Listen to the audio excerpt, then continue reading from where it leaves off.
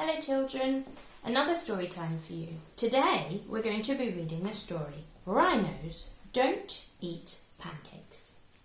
Rhinos don't eat pancakes. Daisy was eating her breakfast when a big purple rhino strolled into the kitchen. That's right, a big purple rhino. It was as big as a bus and as purple as a plum. It was also a bit peckish, so it took a chomp of Daisy's pancake, and then it went upstairs.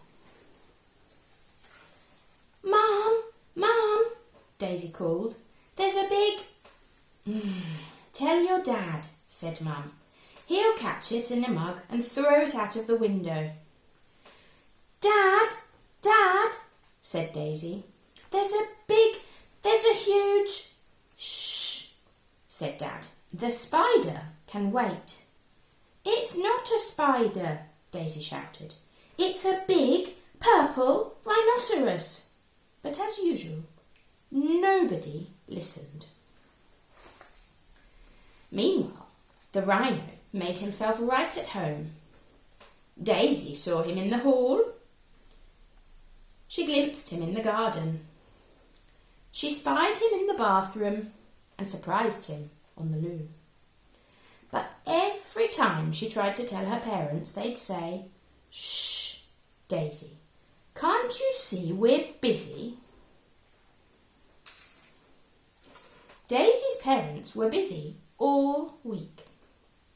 So Daisy began to talk to the rhino instead. And soon they became good friends. They played hoopla and they made pizza together. And the rhino tickled Daisy until she thought she'd burst. But Daisy's parents didn't notice. Until the pancakes ran out. "Who ate all the pancakes?" yelled Dad, looking at Daisy. "It was the rhino," she said. "Rhinos don't eat pancakes," said Dad. "This one does," cried Daisy. "I saw him in the kitchen." "A rhino?" said Mum. "In the kitchen?" said Dad. "Yes," said Daisy, "exactly." Mum and Dad roared with laughter. "Oh, whatever next?" they hooted. "A shark in the toilet? A polar bear in the fridge?" "There he is! Look!" Daisy yelled. But Mum and Dad were so busy laughing, they didn't even notice. "Come on, Rhino," said Daisy. "I've had enough of this." The rhino tickled Daisy with his horn, but she was far too glum to giggle. "Mum and Dad never listen," she sighed. "They're always a million miles away." The rhino sighed deeply through his big purple nostrils. "I'm sorry, Rhino," said Daisy. "Your family are a million miles away too, aren't they?" The rhino nodded, and a lilac tear rolled down his cheek. Poor Rhino. That night, Daisy sat up thinking of ways to get the rhino back home to his family. He was too heavy for a hot air balloon, and he was too big for Daisy's rubber dinghy. She thought about lending him her bike, but the helmet would never fit. The next morning, Mum and Dad had a surprise. "We're taking you to the zoo," said Mum, "so you can see a real rhino." "What do you think of that?" grinned Dad. Daisy thought it was a stupid idea when there was already a perfectly good rhino sitting on the sofa. But she didn't say so. What was the point? Nobody would listen.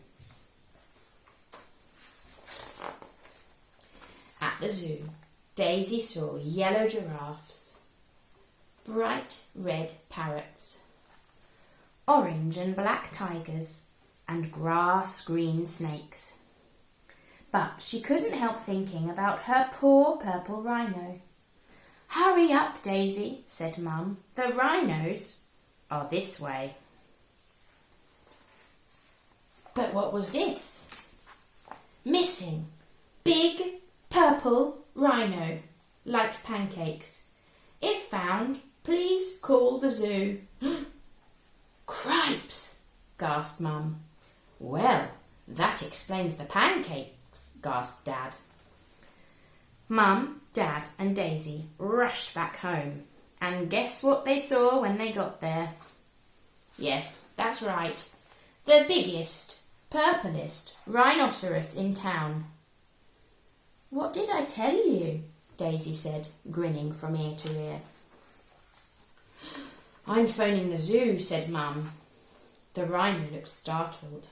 "No," said Daisy, "not the zoo. He needs to get back to his family. They're 1,000,000 miles away." "Well, we better get a move on," said Dad. "The next flight to 1,000,000 miles away leaves this afternoon." The rhino packed his suitcase, while Daisy found his hat. Then they all pushed his big purple bottom into the back of the car, and they drove to the airport. "I'll miss you," said Daisy as the rhino boarded the plane. The rhino gave her a big purple hug. He would miss her too. Back at home, Daisy began to feel lonely again. Who would listen to her now? But little did she realise that everything was about to change. "Tell us about the rhino, Daisy," said Mum. "Yes," said Dad. "Tell us about that big purple pancake-eating rhino." So Daisy told them all about the hoopla and the pizza and the tickles, and guess what? They listened and they listened until she had completely run out of words. It was brilliant. "Is there anything else you'd like to tell us?" asked Mum as she tucked Daisy into bed that night. Daisy looked out onto the landing. "No, that's all for now," said Daisy, smiling. "Night-night." The pink polar bear would have to wait until tomorrow.